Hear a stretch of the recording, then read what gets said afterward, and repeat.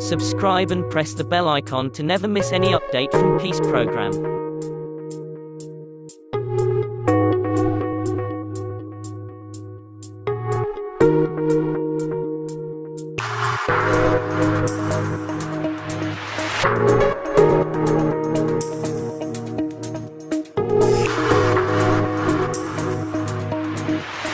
Peace Program of DJJS presents Vedic Remedies for Global Maladies, Chapter 4 Vedic Fashion and Stylization. तो आइए आज मिलते हैं वेदकालीन उस श्रृंगार से जो सिर्फ कॉम्प्लीमेंट्स का या सिर्फ बिलवड को इम्प्रेस करने का मोहताज नहीं था, बल्कि जिसने हर एरा में ह्यूमन की हायर डायमेंशन को और उसकी हायर सेल्फ को प्लीज करने का काम किया है। So let's hear it out right from वैदिक फैशन।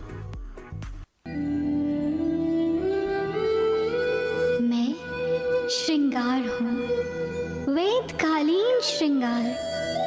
आई एम वैदिक फैशन, आई एम इटर्नल। सृष्टि के आरंभ से ही वैदिक भारत के सभी विभागों का प्रसाधक मैं ही हूँ।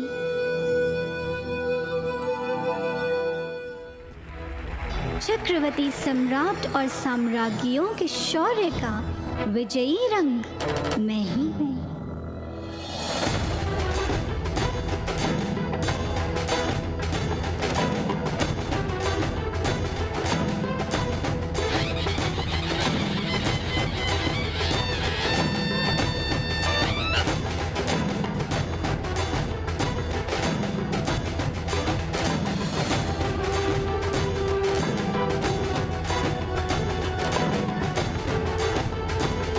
द्विजों की आध्यात्मिक ऊर्जा का विस्तारक हूँ मैं।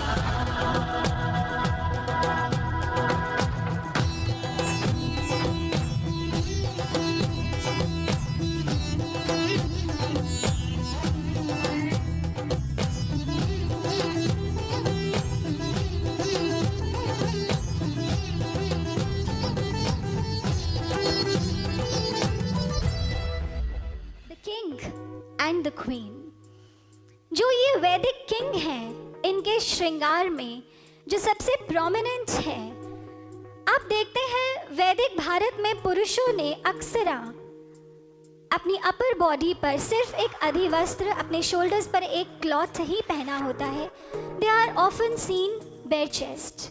इसके पीछे बहुत बड़ा एक विज्ञान है।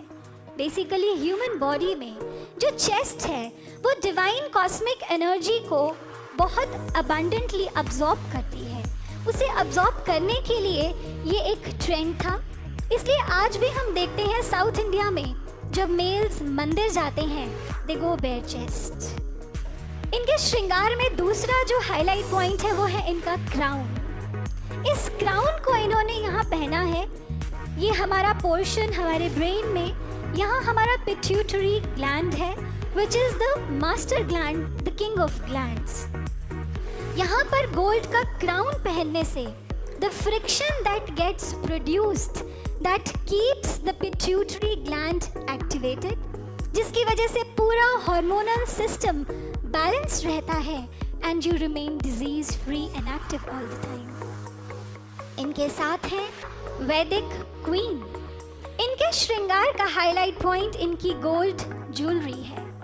ये गोल्ड जो है it is best absorber and radiator of energy, divine cosmic energy. इसलिए आज भी women are prescribed to go for Puja wearing loads of gold jewelry. दूसरा इनके श्रृंगार में हम देख रहे हैं इनकी नोज रिंग।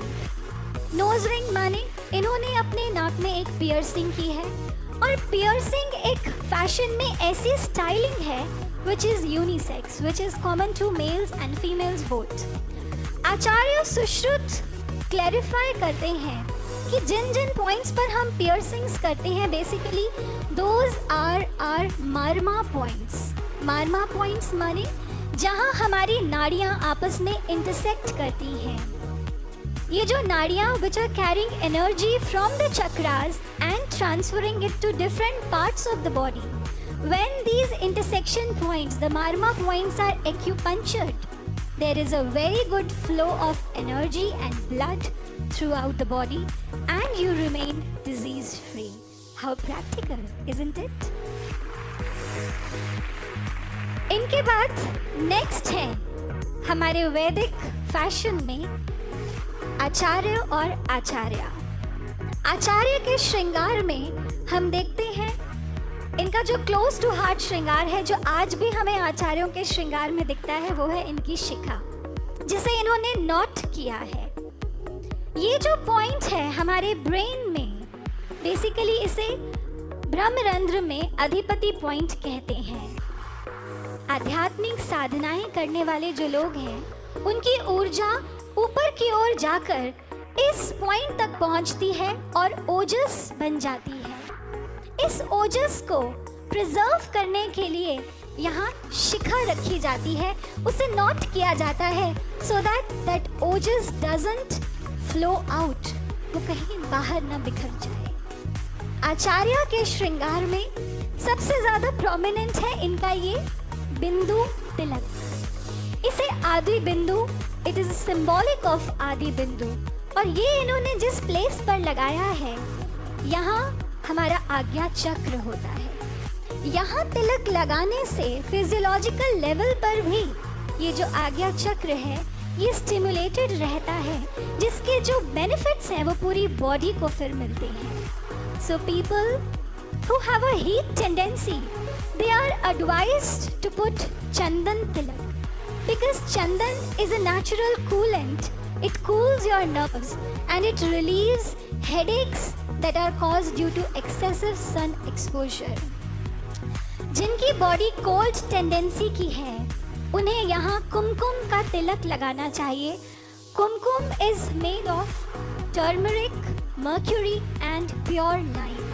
उसे लगाने से आपका हीट बैलेंस होता है, कोल्ड भी बैलेंस होता है।